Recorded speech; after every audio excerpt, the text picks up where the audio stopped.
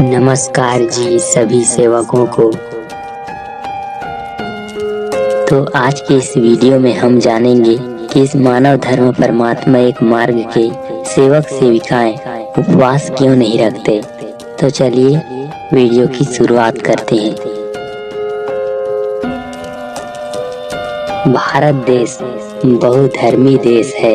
यहाँ पर विभिन्न समुदाय के लोग अपने अपने धर्म को मानते हैं और अनेक देवी देवता की पूजा अर्चना करते हैं, किंतु मानव धर्म सबसे अलग है।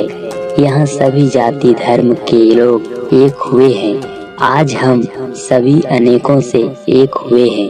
महान त्यागी बाबा जूनदेव जी यह एक योग पुरुष थे।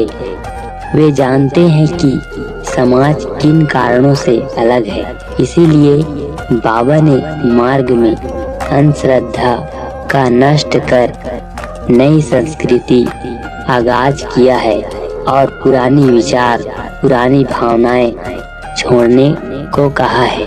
बाबा ने कठिन परिश्रम और त्याग से एक भगवान की प्राप्ति किया और इस भगवत कृपा का लाभ सभी गरीब सभी पीड़ित लोगों को मिलकर उनके जीवन में सुख समाधानी मिले। इसीलिए बाबा ने हमें तत्व शब्द नियम दिए तथा सामाजिक समस्याओं का समाधान के लिए एवं जीवन में चलने के लिए सादी और सरल नियमावली दिए। इसका हमें पालन करना अनिवार्य है।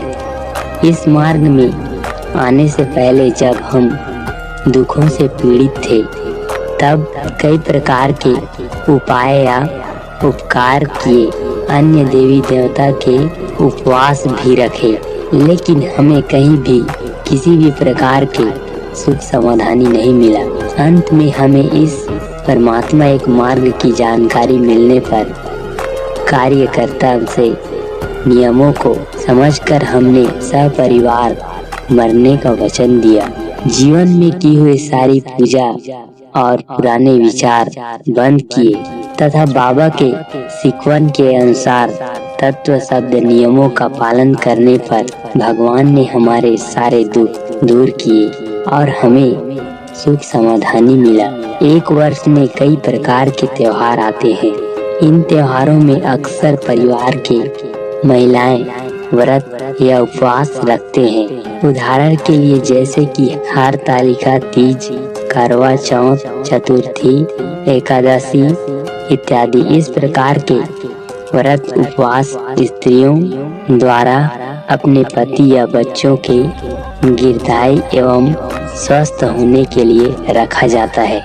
लेकिन इस परमात्मा एक मार्ग में ऐसा उपवास नहीं रखते।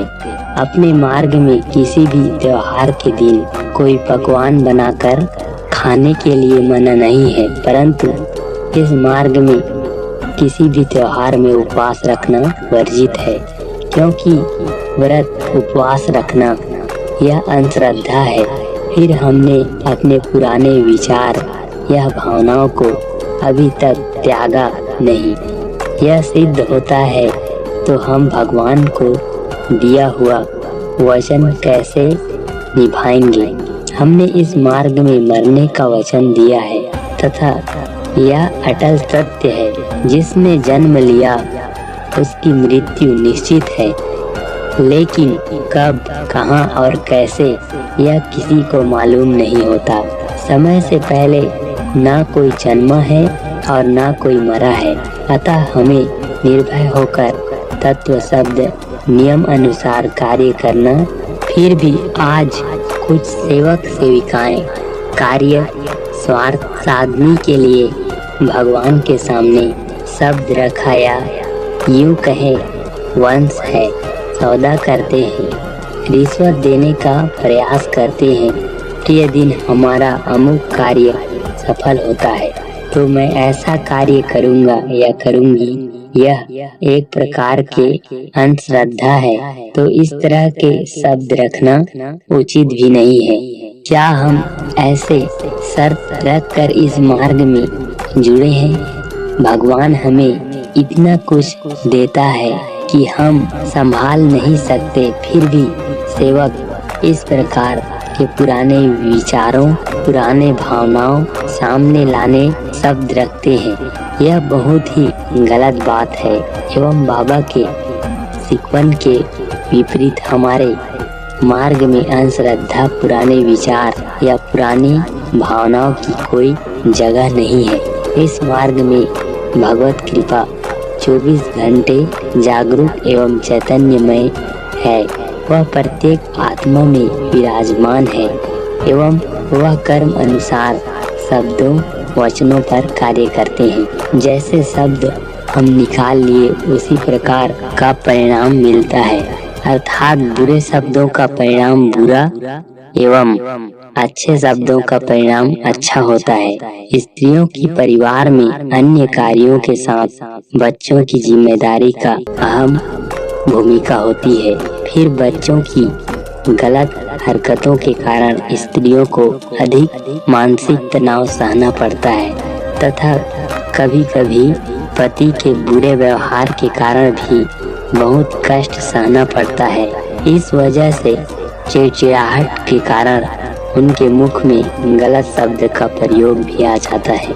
कोई भी स्त्री अपने बच्चे परिजन का कभी बुरा नहीं चाहती, परंतु उस समय कुछ भी सोच नहीं पाती। लेकिन यहाँ भगवत कृपा जागरूक है।